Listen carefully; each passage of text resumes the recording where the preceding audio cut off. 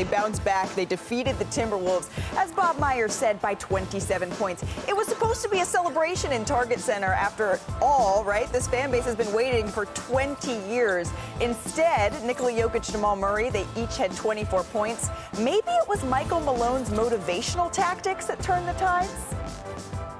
It was a 2-minute edit of every talking head in this country saying that the series is over, the Nuggets are done, it's a wrap, they're toast, Minnesota's a better team. All the big personalities, and you know who they are. And not that they were wrong. This is not a shot at those people, because after the first 2 games, probably would have said the same thing. Everybody and their brother is saying you're out, you're done. You guys can't play with this team, they're better than you. If that doesn't resonate within you as a competitor, I don't know what will. That's on me. I'll take the blame for this loss. I came out with no energy at all. I came out flat, so, and I can't afford to do that for my team. I let my team and my coaches down, the fans down. We still got it. They just made shots tonight. They played well, man. They're the defending champs. We didn't expect it to be easy. You know, so this is what we wanted. It's fun. I do love that from Anthony Edwards, but I'm going to go out on a limb and say maybe our guy over here made the edit that was shown around by the Denver Nuggets. It was not me. Start of the show. It was not me. It was not me. Look. Who do you believe, me or your lying eyes? As the late, great Stuart Scott said, what had happened was, I mean, I'm watching this. I couldn't believe what I saw. I got to stand down. I owe the Denver Nuggets, the reigning, defending NBA champions. Damn it, I don't apologize much. But I owe the champions an apology. They are the champions for a reason. And they showed up and reminded the world last night what champions are made of. To be down 0-2, to be put on lock and key in Game 2, to come out in Game 3 as a starting 5, to hit 56% of your shots from the field, 53% from three-point range, while neutralizing the great Anthony Edwards to just 19 points on just 15 shots. It wasn't just about him not having energy. It was about them coming at him in a way that compromised the level of energy that he was going to bring to the table, albeit for just one game. I have to stand up as people in my position, because we know Mike Malone's talking about me. We know he's talking about me, okay? We understand that. Damn it, I deserve it. The man is a champion. He's a great coach.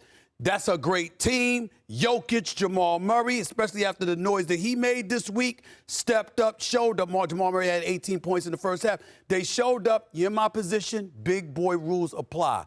I have to stand down and apologize. He's still holding the to broom. the Denver Broncos, to the Denver Nuggets. You didn't toss that broom. I'm just saying. This is the most fun I've ever had on the show. This is the number one moment of the show. Look, damn it, save this moment. I have to apologize. Yo, Nuggets. I'm sorry. Okay. Yeah. I'm sorry. Now, remember what Michael Malone himself said after Game 2, that they should be embarrassed. So this was a perfect tool for him to use, for him to be able to go to. Stephen A. is one of many. Stephen is not the only one Michael Malone was talking about. At least I sort of hedged my bets a little bit and said, hold on now, these people are champs for a reason. But Michael Malone used every tool at his disposal. And after Game 2, he had to feel he needed to use whatever was at his disposal. But more than one thing can be true. Anthony Edwards hit on something, because at the beginning of that game, you could see the Timberwolves, they were not playing with the same sort of energy and frenzy and ruthlessness with they played games 1 and 2. And that's up to them to now fix. And they don't have any new sound bites from Stephen A., do they? Is that your way of saying that maybe they should be thanking me? Oh, come on. I'm just asking the question. Let's Is not it get a crazy. replicable recipe, though? What the Denver Nuggets figured out, it feels to me, right, that we're heading into this Game 4, and it has these vibes of whoever takes Game 4, that's the momentum of the series. Yeah, yes, sure. But before we get to Game 4, I'm just enjoying a little bit of what happened in Game 3. You don't just become champions. Right. This doesn't happen. And champions usually don't go quiet. Takes one to know one. And I never played, but I've seen it up close. But what Denver showed us was, don't write us off yet. They got the same starting 5 that won a championship just a year ago. And they reminded us, certainly one of us that had other ideas, that they're still champions until somebody takes that from them. And Minnesota took a bucket of cold water and threw it on Denver's face in 2 games. And Denver woke up. They are awake. Now, Malika, game 4, we'll see. We'll see if it carries over. Because Minnesota now, you just woke them up too. They got blasted at home, and you got Anthony Edwards, their best player, saying, that's on me, and that's not going to happen again. Game 4, I think, will determine it. This is your day. Enjoy it. So let me ask you this question. This is America's day. This is not just my day. There's so many people that are enjoying this. Let me come to my own defense in this regard. May I do so? Yes, of course. Remember years ago, Wilbon, in the 80s when the Lakers rolled up to Boston Garden and got blown out in an NBA Finals game by 40. Memorial Day. Okay? We didn't write the Lakers off. We knew that was just one game.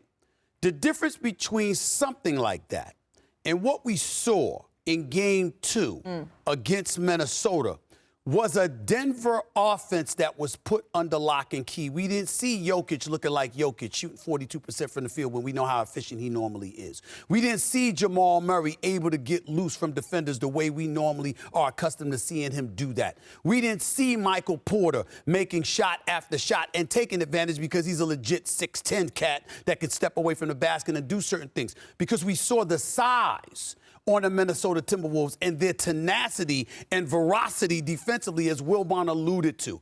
I picked Minnesota, and I was thinking sweep because I'm like, I ain't never seen that kind of defense imposed against these guys. What you gonna do if somebody dropped 50 and that's why you lost? Oh, please, that's one game. But to see them defend the way they did in Game 2, I don't know what Denver could do. And then Denver comes out. It looks like a completely different team in Game 3. You just got way ahead of yourself. It's okay. It happens. Right. Well, and also those 3 days off, all of a sudden Jamal Murray looks healthy and Stephen A looks wrong. I'm wrong.